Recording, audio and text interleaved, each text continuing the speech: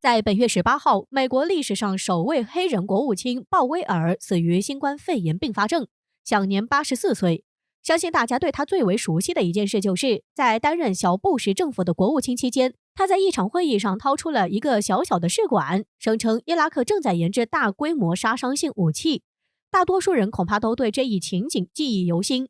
因为美国后来将萨达姆推翻后，并没有发现任何生化武器的痕迹。于是乎，鲍威尔这一行为被普京嘲讽为里面装着洗衣粉。不过，这只是当下人们关注其死亡的一个点而已。关注他的另一个点，主要是因为他的死具有极大讽刺意味。一位前美国国务卿竟然会死于新冠，不得不说，这实在是太讽刺了。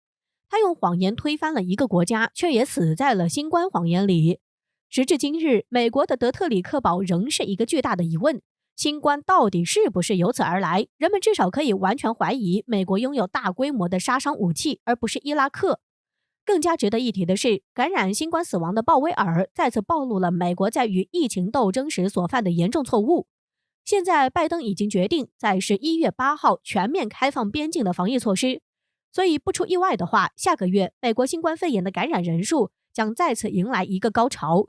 截至目前，美国死于新冠病毒的人数已经超过了70多万人，但从政策上来看，对于拜登来说，这显然只是数字。美国仍未醒悟，继续在错误的防疫道路上越走越远。就是不知道现在前任国务卿鲍威尔之死能不能阻止拜登无视科学去执行错误的防疫措施。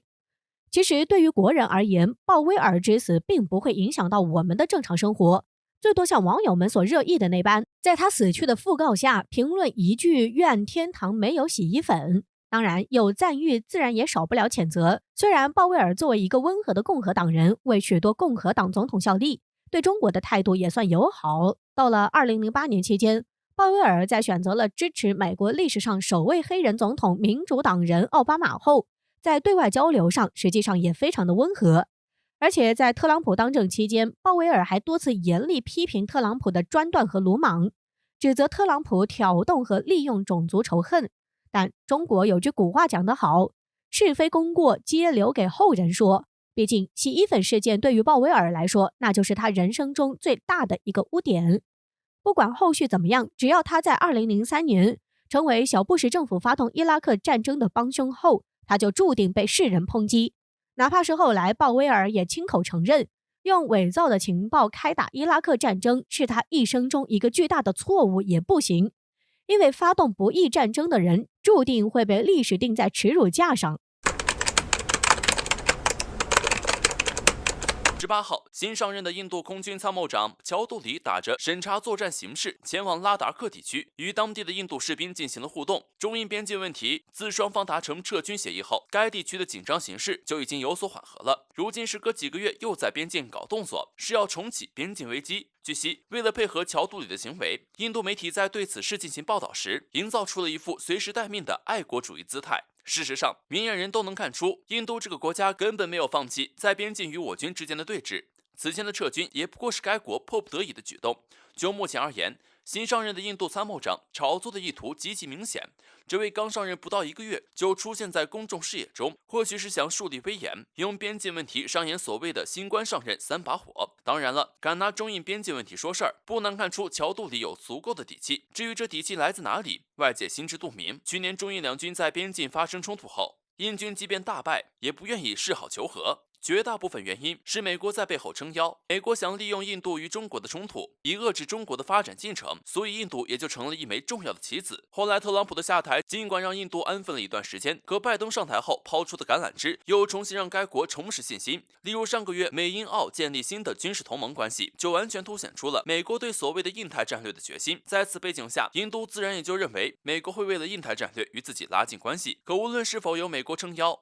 边境危机都只是印度的危机。仅从后勤问题来说，解放军耗得起，印度士兵耗得起吗？除了印度挑事以外，近来日本也没少搞出大动作。同一天，日本新首相岸田内阁喊话普京，若不解决北方4岛领土争端问题，日俄两国的和平条约不可能签署，当众放狠话。分析认为，也跟印度空军新任参谋长一样，是在借矛盾树立威严。只是相比中国，普京可没那么好说话。随后便发射10枚导弹示威，岸田内阁在领土问题上造势，只会暴露出其狼子野心。但面对俄罗斯，造势无异于鸡蛋碰石头。战斗民族向来都是吃软不吃硬，你硬，我比你还硬。几乎在同一时间，中俄联合军事演习开启。有专家分析，这是冲着日本发出的警告。虽说只是猜测，但既然中俄能够在这个时候联合训练，显然是在某种程度上在告诉日本，中俄是站在一起的，敢进一步搞事情，试试看会不会遭到两国联手攻击。印日两大对准中俄的动作，怕是要让亚洲局势风云再起。但话说回来，这反而会让中俄关系越发拉近。至此，就如俄罗斯人所言，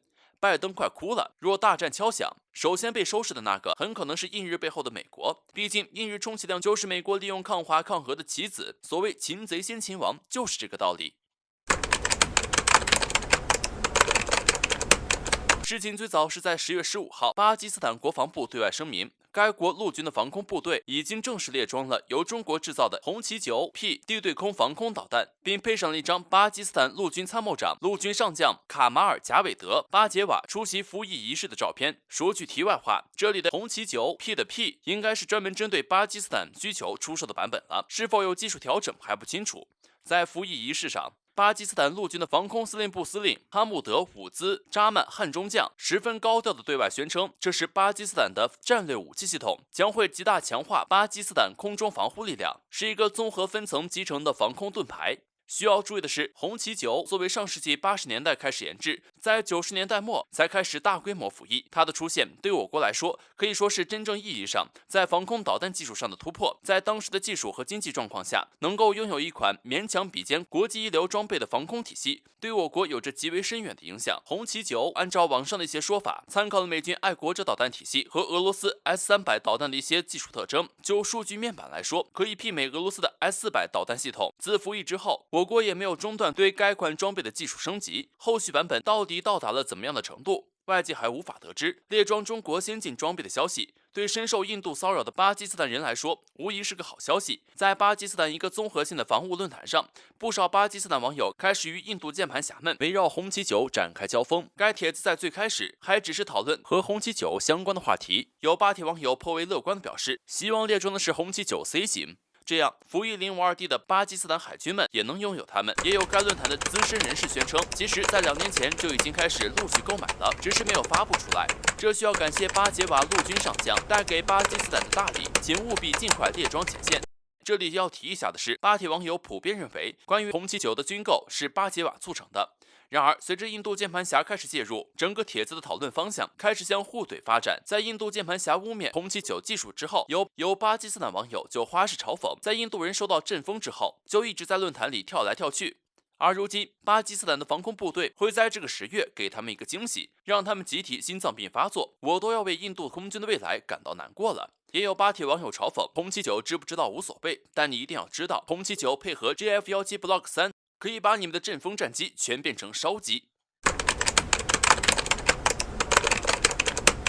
最近，英国和美国媒体轮番炒作一篇所谓的独家报道，称中国试射了一种搭载核弹头的高超音速武器，称其能够抵消美国反导系统，让美国情报部门感到措手不及。连美国国防部长奥斯汀都亲自下场炒作，正在密切关注中国发展高超音速导弹。美军的高超音速焦虑真是越来越严重了，毕竟在高超音速领域，美国确实要比中俄研制进度落后很多。对此，我国外交部回应称，此次试验是一次例行的航天器试验，用于验证航天器可重复使用技术。航天器返回前分离的是航天器配套装置，陨落在大气层过程中被烧毁解体，掉在公海海域，被外媒炒作成试射高超音速导弹。需要注意的是，在10月19号，我国航天科技集团4院公布一则重大突破，我国自主研制的目前世界上推力最大、可工程化应用的整体式固体火箭发动机试车成功。据悉，该发动机直径3.5米，推力500吨，发动机综合性能达到世界领先水平。这标志着我国固体运载能力又上一大台阶，为未来大型重型运载火箭铺路。目前，基于500吨推力整体式固体发动机，航天科技集团4院已经开展直径3.5米级分段发动机的研制。发动机分为5段，最大推力力将达到1000吨级以上，满足我国空间装备、载人登月、深空探索、紧急补发卫星等需求。推力1000吨级一旦成功，月球试验基地将指日可待。之所以提到这个重大突破，不仅是航天上的成就，